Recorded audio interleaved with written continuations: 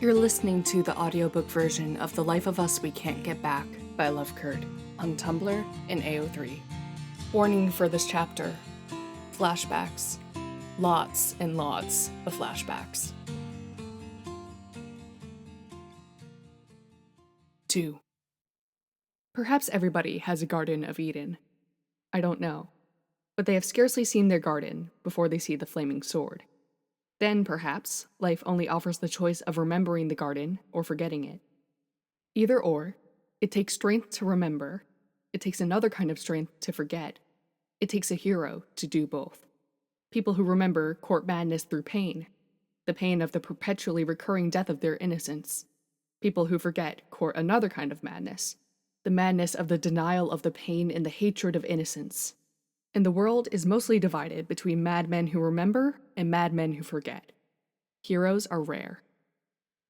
Another wave of nausea racked Mike's stomach as the car reached a stoplight. When was he going to learn that reading in the car was something he simply wasn't capable of doing anymore?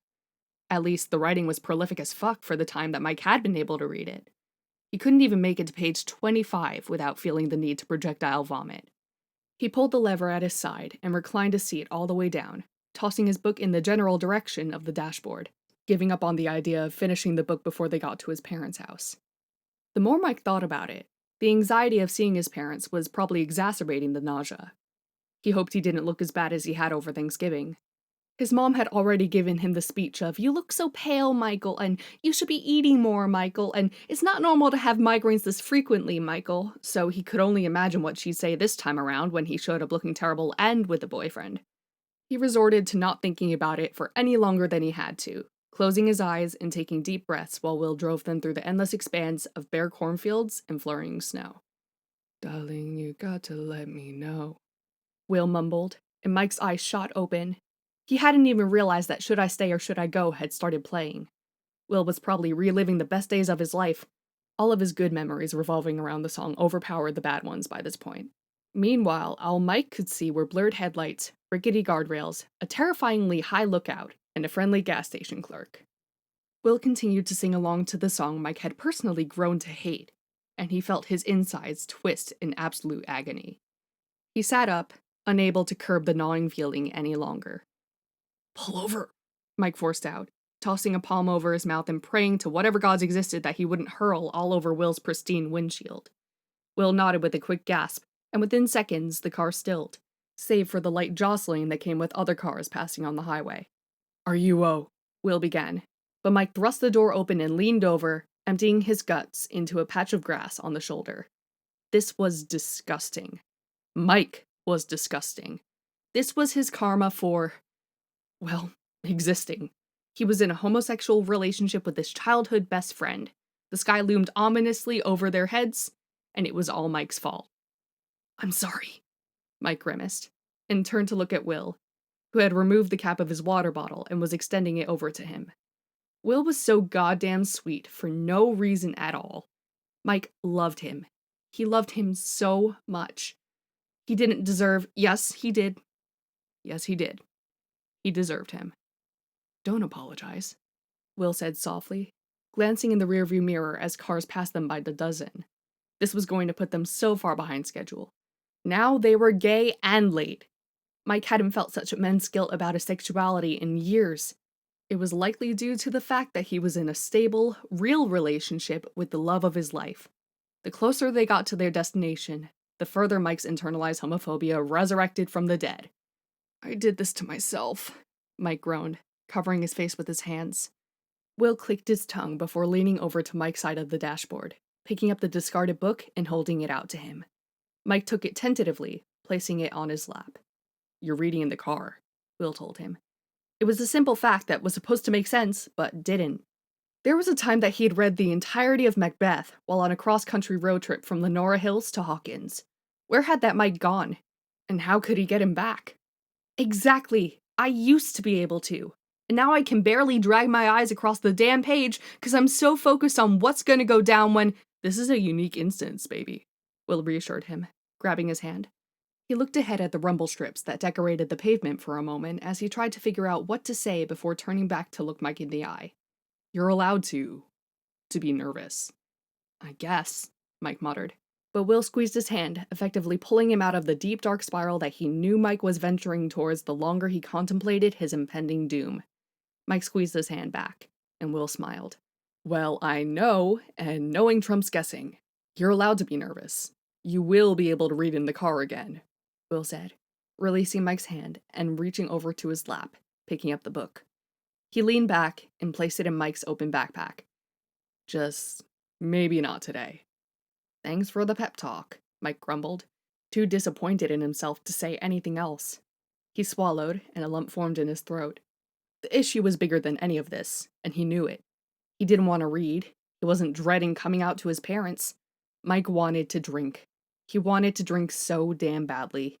But Will couldn't know about this. He had been through enough with his dad. If he found out, he'd probably end up leaving him again. Mike successfully held back his tears, but gave himself away with the smallest of sniffles. Hey, Will said, and Mike blinked back at him. Yeah? I love you. God, Mike didn't deserve him. He didn't deserve him. He truly didn't deserve him. He was just a disaster. A gay disaster. An alcoholic gay disaster. T motherfucking M. I love you too, Mike breathed. I love you more. I love you most. Will's lips quirked upwards. Not possible. You'd be surprised, Mike thought, as he let Will connect their hands above the center console. He continued to drive, and soon enough they were home? Back? Mike didn't know anymore. Will turned them down Main Street, and memories came flooding back faster than Mike could say PTSD. They passed the movie theater. Would you look at this shit? It's Byers and Wheeler, the Fairies of Hawkins High. The arcade. Will, are you okay?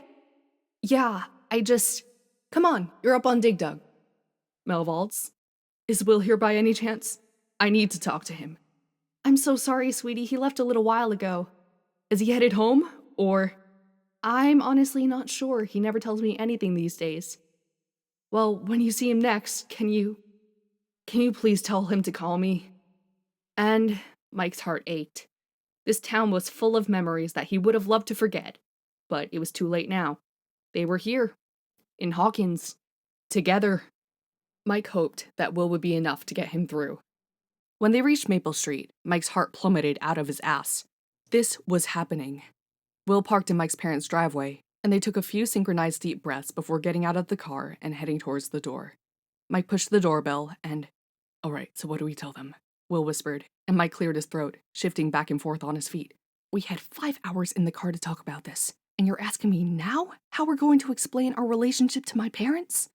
Will tossed his hands into the air incredulously. I thought you had a plan. Mike gritted his teeth, trying his best not to panic. My plan is, we tell my mom, but not my dad.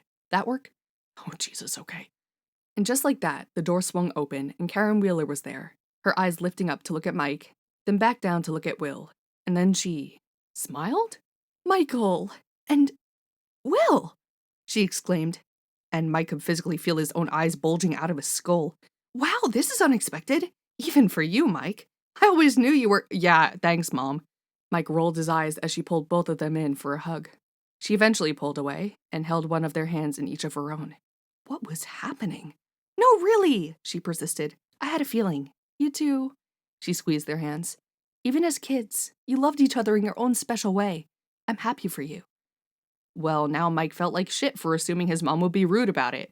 Thanks so much, Mrs. Wheeler. Will smiled. Karen, please, she told him, stepping aside to let them into the house. Your family. They walked in, and the scent of pine needles and apples immediately met Mike's senses. It really felt like Christmas. Will shucked his coat off his shoulders and motioned for Mike to take off his leather jacket. He handed it over to Will, and he headed off to the coat closet, leaving Mike and his mom standing in the foyer. Hey, sorry for getting defensive, Mike apologized, putting his hand on Karen's shoulder. I'm still a bit on edge because of Thanksgiving. Mike had the memory capacity of a goldfish lately, but managed to remember the events of that holiday vividly. I'll tell you what, Michael, I wouldn't be surprised if one of these days you walk in and tell us you've got that disease. If not from the Byers boy, then from some other faggot. I'm just saying, Karen, all this gay nonsense is gonna, bite him in the ass, literally speaking. He came out to Holly later that night. He wondered how'd she feel about all this when she found out, especially about Will. Karen shook her head, embracing Mike in a full hug. You have nothing to worry about, honey. He's in a good mood, And I intend to keep it that way. She released him eventually, and he turned around to see Will standing there, his light-washed denim jeans clinging to his muscular thighs for dear life. His hands, which were shoved in his pockets, had very little room to move. Mike licked his lips, taking a step closer. See? He grinned up at Mike. It's going well so far. Mike scoffed. So far? Shush. Will lightly whacked Mike's chest, and he was about to grab Will's hand and pull him up the stairs to his room until... Will! Holly! Will exclaimed as Mike's sister nearly fell down said stairs on her way to hug him. Wow, you're so tall! Did you shoot up 2 feet overnight or something? Well, I am 11 now. It was bound to happen sooner or later. Plus, I'm related to Mike, who's a literal tree.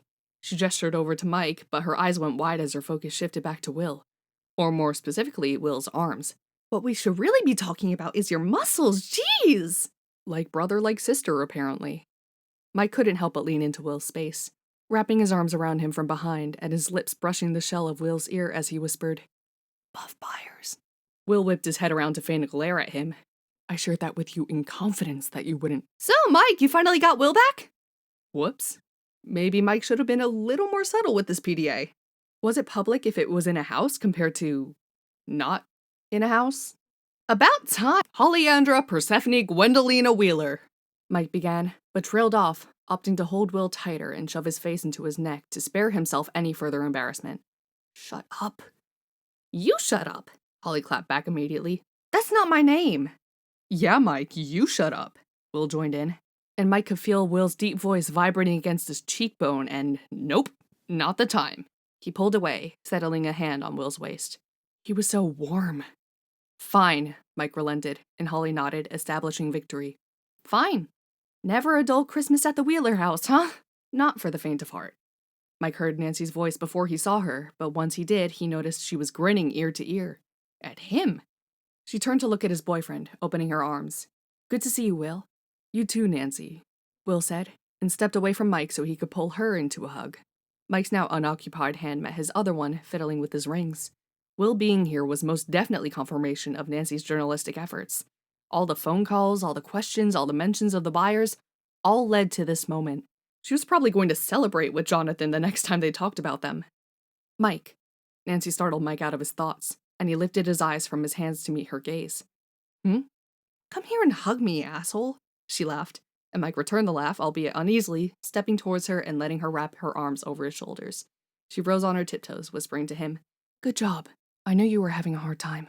I'm glad you found each other again. There was so much Mike wanted to tell her. He wanted to tell her that he was so sorry for keeping his whole life a secret from her. He wanted to tell her that she was right about everything. He wanted to tell her that Will was the love of his life. He wanted to tell her that he drove across state lines in the middle of the night, and that the tiniest sliver of hopes that Will felt the same way was what kept him going. He wanted to tell her that he was struggling. He wanted to tell her that even though he had Will, he was still dying from the inside out. He wanted to tell her that he was fighting to stay alive, but not just for everyone else. He was good in that department. He was fighting to stay alive for himself. But he couldn't tell her all of that, so he just settled on, Yeah, me too. Dad? Nancy asked, and Mike shook his head. He can't know. Not yet. Nancy pulled away, and Mike rejoined Will at his side.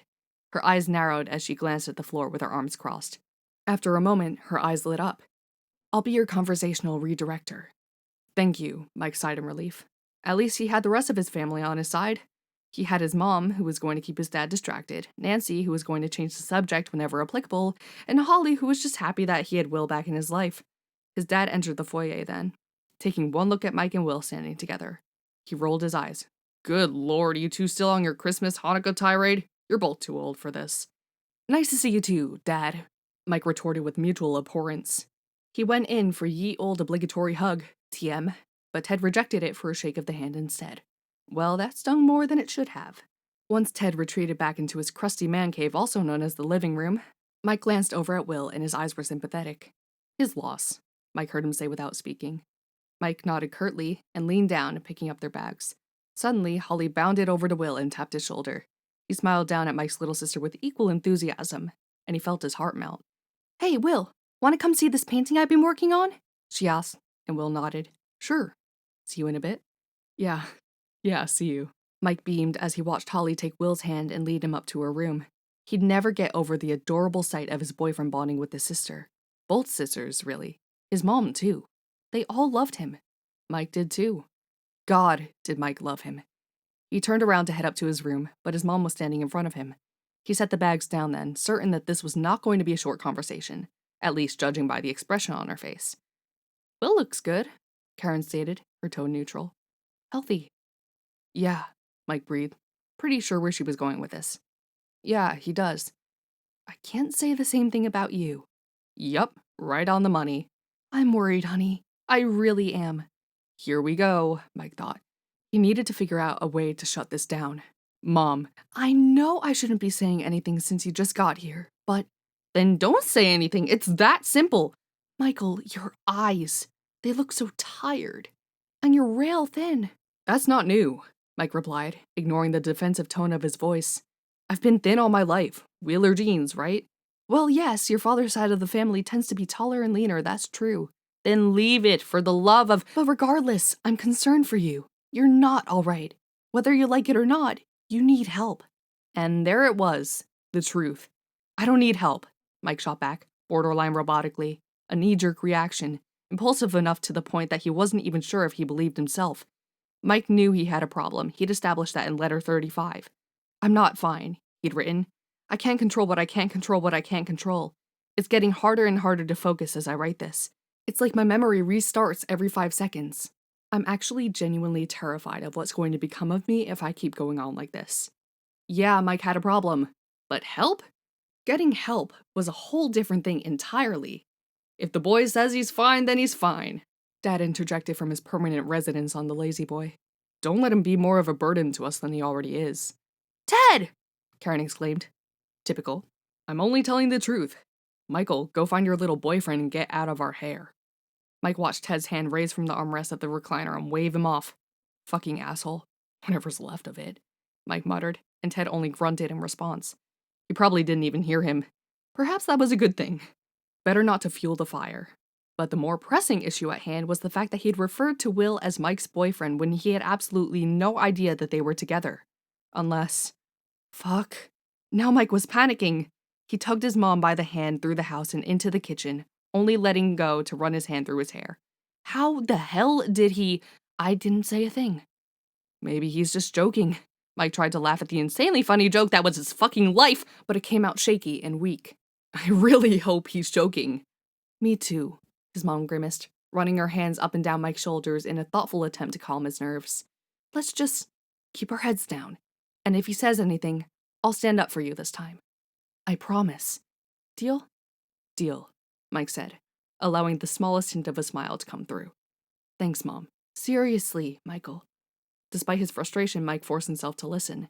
She was trying her best, so it was only fair that he'd try his best. At least consider talking to someone.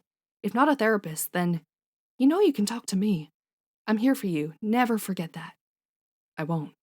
Will rounded the corner into the kitchen, leaning against the doorway. Mike, we have a prodigy among us. Mike raised his eyebrows. Really? He truly had no clue. That was on Mike for caring about no one else but himself for the past year and a half. You should see her art, babe, Will said, his eyes shimmering with pride for Holly. It's good. Really good. All right, it's late and you two should get to bed. Karen clapped her hands together, taking a few steps forward so she was standing between Mike and Will. It's been a long day of driving, I presume. Wait, it was a long day of… From Indy? Did Mike accidentally tell her… From Chicago? Oh, fuck. So he actually told her? He silently begged for his mom to elaborate because there was no way that he had said anything, unless he had gotten drunk and forgotten, but he hadn't really felt the need to drink until today. Nevertheless, Mike had been caught with the capital C, and someone needed to talk, quickly. We recently got a new phone that displays the caller ID. Oh, thank God. And when you called the other day, I noticed the area code was from Illinois. I recalled Joyce saying something a while ago about the art academy there, and… Mike, what were you doing in Chicago during finals week? Oh, I don't know, Mom. Nothing out of the ordinary. Making up with Will, making out with Will, making up for lost time with Will. I went after all of mine were done. Which was the truth, but what she didn't know was that those final grades meant jack shit. Mike couldn't talk about this now. Please not now. Oh, okay, I got worried for a minute, his mom sighed in relief, unknowingly twisting the knife. Yeah, no, I'm fine, Mike said, trying his best not to let his voice waver, all while avoiding Will's gaze burning a hole into his forehead. He felt ashamed. It's fine. So, do you two want to set up in the basement or Michael's room? She asked Will. Mike had never felt so grateful for a subject change in his life. Take your pick. I'll bring extra blankets. The draft is extra chilly this year. Just let me know. I'll be in the living room. What do you want to do? Will asked once she had gone. Mike shrugged. Your choice. Since when have you ever been indecisive? Will asked pointedly, but retracted his question with a shake of his head and a smirk. I guess it comes with the territory. Territory? Mike repeated in confusion. Bottoming for the entire male population of Indianapolis, he whispered, and Mike let out a gasp. He did not just go there. Hey, I've topped! Mike began, but realized a second in that his voice was way too loud. He brought it down before continuing. I've topped before, okay? Wes Butler. I like the other one more. Wyatt Bowman, Walker Brooks, Warren Blakely, Carter Wilson, Bailey, Will Byers, especially with you. And I want you to be comfortable, which is why I'm letting you. We'll be in the basement, Mrs. Wheeler, Will called out. Well, that was easy. Call me Karen, Will. Sorry, Karen, Will replied, taking Mike's hand and leading him towards the basement door. But I think we'll be okay without the extra blankets. Mike tends to run hot when he sleeps. Mike shot a look at Will, who merely grinned up at him and wagged his eyebrows. This man. All right, sweetheart, sweet dreams, boys. Yeah, sweetheart, sweet dreams. Mike huffed a laugh, ruffling Will's hair like he used to when they were kids. Will swatted his hand away, pulling Mike into him by his hips. Mike yelped, but went quiet when Will pulled him down, so their foreheads touched. Shut up and come downstairs so I can make love to you, he said, making Mike swoon. My sweet dream. Well, now he was unswooned. You're gross, Mike replied. Will only giggled, shifting away to open the door and turn on the lights. You're the sweetest dream. TM, Mike added, closing the door before following him down the stairs. Now who's gross? Shut up. Make me, Will told him, and Mike took that as a challenge. The second they reached the landing at the bottom of the stairs, Will pushed Mike up against the wall and pulled him down to his level, kissing him so hard that he knew his lips would hurt the next morning. Mike lifted his hands up to Will's face and moaned into his mouth as Will pulled Mike's shirt over his arms, letting it fall to the ground before attaching his lips to Mike's neck. And then it hit Mike. This was where he had kissed Will for the first time. Right here against the same wall, and he didn't believe that Mike could possibly love him. But now he did. Mike let out a happy little sob against Will's lips, and he pulled back then, holding Mike's face between his hands. His thumbs brushed away the tears that lingered on Mike's cheeks. You okay? Yeah, I love you so much. I love you too. Mike leaned down to kiss Will again, biting down on his lower lip. Will let out a groan and dragged his hands down from Mike's face to his neck, down his torso, squeezing his ass lightly before finding a home on the backs of his thighs. Mike took the signal and jumped, continuing to kiss Will as he carried him to the couch. He set Mike down on the cushions, and he leaned back as Will straddled his waist. Mike surged up to kiss him, and his fingers carted roughly through Mike's hair. Everything was fine. You really think we're gonna get out of this unscathed? Mike asked against Will's lips, gasping at the feeling of Will single-handedly unbuttoning his pants. He grabbed Will's hips and pulled them down, down, down. I hope so, Will said, his other hand roving Mike's ribcage. I really fucking hope we will. And even if we do end up getting hurt, we'll still have each other. Okay? Scratch fine. Everything was perfect. Okay. You've been listening to the audiobook version of The Life of Us We Can't Get Back by Love Kurt on Tumblr and AO3. Stay tuned for part 3.